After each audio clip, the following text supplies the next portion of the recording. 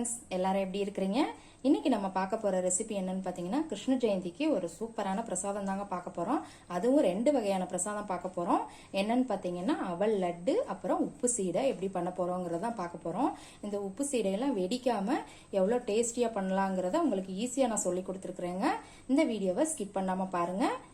இப்போ வாங்க இந்த 2 ரெசிபியையும் எப்படி ப்ரிப்பேர் பண்ணலாங்கிறத பார்த்துடலாம். இன்னைக்கு நாம அவல் லட்டு செய்யறதுக்கு கேஸ்ல ஒரு கடாய் வச்சுக்கோங்க.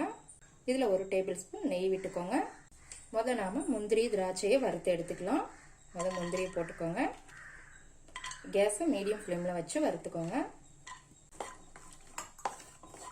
முந்திரி லேசா வறுபட ஆரம்பிச்சிருச்சுங்க. இப்போ இதோட நாம கிஸ்மிஸ் பழத்தையும் சேர்த்துடலாம். இதே நல்லா வறுத்துக்கோங்க. பாருங்க, இப்போ முந்திரி திராட்சை நல்லா வறுபட்டுருச்சுங்க. இப்போ இதை ஒரு பிளேட்ல மாத்திடலாம். இப்போ இந்த நெய்யிலையும் அவளையும் வறுத்துக்கலாங்க. நான் இன்னைக்கு 1 கப் அவல் எடுத்துருக்கிறேன். எந்த கப்புக்கு நீங்க அவல் எடுக்கிறீங்களோ அதே கப்புக்கு தாங்க எல்லா மெஷர்மெண்ட்டும். நீங்க கிளாஸா இருந்தாலும் சரி, பவுலா இருந்தாலும் சரி. நான் எடுத்துருக்கிறது இன்னைக்கு தட்டை அவலுங்க. நீங்க கெட்டி அவல் வேணும்னா கூட எடுத்துக்கலாம். இப்போ இதை போட்டு ஒரு 3 நிமிஷத்துக்கு நல்லா வறுத்துக்கோங்க. சிம்ல வச்சு வறுத்துக்கோங்க, கலர் மாறிடாம. இந்த அவல் நல்லா பொரிஞ்சு வரணுங்க. அது வரைக்கும் வறுத்துக்கோங்க. ஒரு 3 நிமிஷம் ஆகும், அவ்வளவுதான். அவல் நல்லா வறுத்தாச்சு. இப்போ இதை ஒரு பிளேட்ல மாத்திக்கலாம். இப்போ அந்த அவல் ஆறிட்டு இருக்கட்டுங்க. அதுக்கப்புறமா நம்ம தேங்காயை வறுத்துக்கலாம். தேங்காய் அதே கப்புக்கு 1/2 கப் எடுத்துக்கோங்க. தேங்காயை நல்லா மிக்சியில துருவிட்டு ட்ரையா இந்த மாதிரி வறுத்துக்கோங்க. தேங்காய் நல்லா வறுக்கணுங்க. நல்லா உதிரி உதிரியா வர்ற அளவுக்கு நல்லா வறுத்துக்கணும். அப்பதான் உங்களுக்கு ஸ்டோர் பண்ணி வச்சாலுமே கெடாம இருக்கும். மீடியம் ஃப்ளேம்ல வச்சு நல்லா வறுத்துக்கோங்க. நல்லா உதிரி உதிரியா வரணுங்க. பவுடர் மாதிரி அந்த அளவுக்கு வறுத்துக்கணும். பாருங்க, தேங்காயும் நல்லா வறுபட்டுச்சுங்க. உங்களுக்கு தெரியும்னு நினைக்கிறேன். நம்ம போடும்போது எப்படி இருந்தது, இப்ப வறுத்ததுக்கு அப்புறம் எப்படி இருக்குன்னு பாருங்க.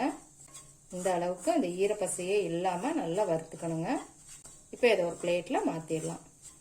இப்போ பாருங்க, அவல் நல்லா ஆறிடுச்சுங்க. இதை ஒரு மிக்ஸி ஜார்ல போட்டுக்கலாம்.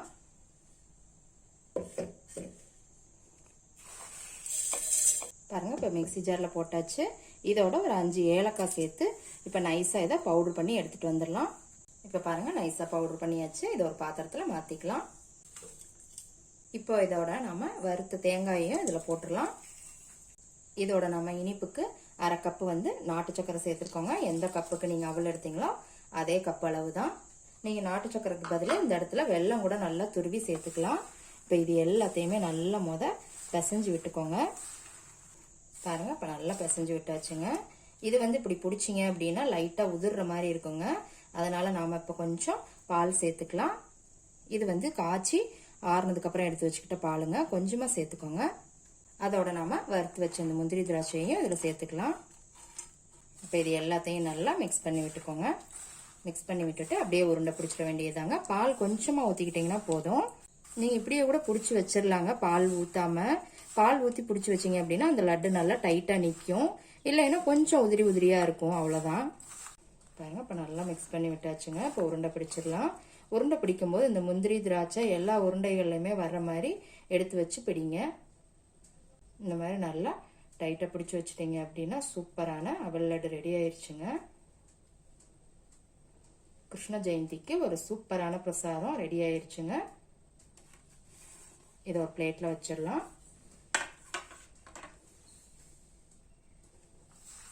இதே போலவே எல்லாத்தையுமே இந்த மாதிரி பிடிச்சு வச்சிருங்க. பாருங்க, டேஸ்டியான லட்டு ரெடி ஆயிருச்சுங்க. இது கிருஷ்ண ஜெயந்திக்கு தான் செய்யணும்னு இல்லைங்க. எல்லா கடவுளுக்குமே நீங்க பிரசாதமா செஞ்சு படைக்கலாம். குழந்தைங்களுக்கு ஈவினிங் ஸ்நாக்ஸா கூட செஞ்சு கொடுக்கலாங்க. இப்ப அடுத்து நாம உப்பு சீடை எப்படி பண்ணலாங்கிறத பார்க்கலாம். இப்ப நம்ம உப்பு சீடை பண்ண போறோம். அதுக்கு கேஸ்ல கடாய் வச்சுக்கலாம். 1 கப்பு பச்சரிசி மாவுங்க. இடியாப்ப மாவு தாங்க, இல்லைன்னா கடையில வாங்கின பச்சரிசி மாவு கூட இருக்கலாம். நான் பதப்படுத்தி ரெடி பண்ண பச்சரிசி மாவு இது. இந்த பச்சரிசி மாவு நம்ம எப்படி பதப்படுத்தணும் அப்படிங்கறத நாம லாஸ்டா மாவிளக்கு வீடியோ ஒன்று போட்டிருப்போம். அந்த வீடியோல அரிசி ஊற வச்சு எப்படி அரைச்சு பவுடர் பண்ணி ரெடி பண்றது அப்படிங்கறத டீடைலா காமிச்சிருப்பேன் உங்களுக்கு நானு. அந்த வீடியோ பார்க்காதவங்க டிஸ்கிரிப்ஷன்ல லிங்க் கொடுக்குறேன், போய் பாத்தீங்க அப்படின்னா தெரியும்.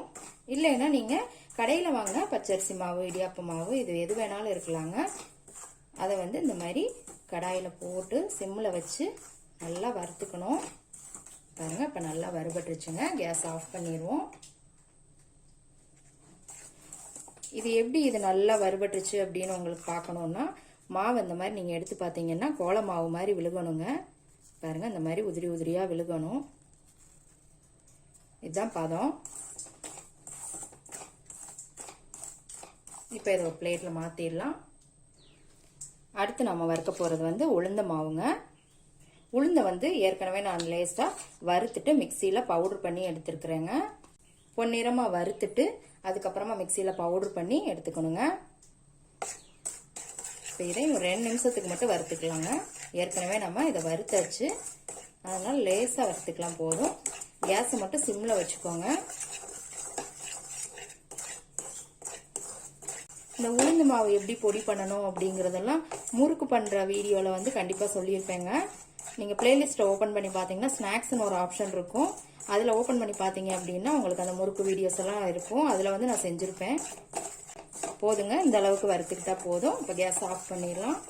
இந்த அரிசி மாவையும் உளுந்து மாவையும் ரெண்டையுமே நல்லா ஜலிச்சுக்கிறணுங்க. இப்போ அரிசி மாவு நான் ஏற்கனவே ஜல்லடையில் போட்டுட்டேன். உளுந்து மாவையும் போட்டுடலாம். இதை நல்லா ஜலிச்சுக்கோங்க. பாருங்க, இப்போ ஜலிச்சாச்சுங்க. இந்த மாதிரி திப்பி திப்பியாக இருக்கிறதெல்லாம் மாவில் சேர்க்கக்கூடாதுங்க. இதை சேர்த்து போடும்போது, எண்ணெயில் போடும்போது உங்களுக்கு சீடையெல்லாம் வெடிக்க ஆரம்பிக்கும். இதெல்லாம் நீங்கள் அவாய்ட் பண்ணிடுங்க. இப்போ மாவு ரெடி ஆயிடுச்சு. இப்போ இதோட ஒரே ஒரு டீஸ்பூன் வந்து கருப்பு எள் சேர்த்துக்கோங்க. அடுத்து 1 டேபிள் ஸ்பூன் வந்து பட்டர் சேர்த்துக்கோங்க. பட்டர் வந்து ரூம் டெம்பரேச்சரில் இருக்கணுங்க. ஃப்ரிட்ஜில் இருந்து எடுத்து அப்படியே அந்த கட்டியாக போடக்கூடாது, சாஃப்டாக இருக்கணும். இந்த மாதிரி சாஃப்டாக இருக்கணும். இப்போ இது எல்லாத்தையும் நல்லா நம்ம பிசைஞ்சிக்கலாம். இந்த பட்டர்லாம் அந்த மாவில் ஃபுல்லாக படுற மாதிரி நல்லா பிசைஞ்சு விட்டுக்கோங்க. பாருங்க, நல்லா பட்டர்லாம் அந்த மாவில் படுற மாதிரி நல்லா பிசைஞ்சு விட்டாச்சுங்க. இதோட 1/2 டீஸ்பூன் அளவுக்கு உப்பு சேர்த்துக்கோங்க. நல்லா மிக்ஸ் பண்ணி விட்டுக்கோங்க. அதுக்கப்புறமா கொஞ்சம் கொஞ்சமாக தண்ணி சேர்த்து சப்பாத்தி மாவு பதத்துக்கு பிசைஞ்சுக்கணுங்க. நம்ம ஏற்கனவே இனிப்பு சீடை செஞ்சுருக்கோங்க. நான் டிஸ்கிரிப்ஷனில் லிங்க் கொடுக்குறேன். அதை பார்க்காதவங்க போய் பாருங்கள். பட்டர் வந்து ரொம்பையும் போடக்கூடாதுங்க. பட்டர் நிறைய போடக்கூட உங்களுக்கு எண்ணெய் குடிக்கும். பாருங்கள், இந்த அளவுக்கு பிசைஞ்சுக்கோங்க. இதை வந்து சின்ன சின்ன உருண்டைகளாக போட்டுக்கோங்க. ரொம்ப பெரிய உருண்டையாக போடக்கூடாதுங்க. சின்ன சின்ன உருண்டைகளாக போட்டுக்கோங்க. இந்த மாதிரி விரல்லே உருட்டிக்கோங்க. கையில் ரொம்ப அழுத்தம் கொடுத்து உருட்ட வேண்டாம். இந்த மாதிரி சின்ன சின்னதாக உருட்டிக்கோங்க. இதே மாதிரி எல்லா மாவையும் உருட்டி எடுத்துக்கலாம். பாருங்கள், இப்போ நல்லா உருட்டி வச்சாச்சுங்க. இந்த மாதிரி எல்லாத்தையுமே உருட்டியாச்சு. உங்களுக்கு உருட்டும் போது இடையில மாவு கொஞ்சம் டைட்டாக இருக்கிற மாதிரி இருந்தது, வரன்னு இருக்கிற மாதிரி இருந்ததுன்னா லேசாக தண்ணி தெளிச்சுக்கோங்க. தண்ணி தெளித்து இந்த மாதிரி உருட்டிக்கோங்க. ஈஸியாக இருக்கும். இப்போ ஒரு கடாயில் எண்ணெய் ஊற்றி வச்சுருக்கேங்க. கேஸை மீடியம் ஃப்ளேமில் வச்சு ஹீட் பண்ணிக்கோங்க. எண்ணெய் கொஞ்சம் சூடாகட்டும். இப்போ எண்ணெய் சூடாயிருச்சுங்க. ஒன்று மட்டும் நாம போட்டு பார்க்கலாம், வெடிக்குதான்னு பார்த்துக்கலாம். பாருங்க, நல்லா வருது.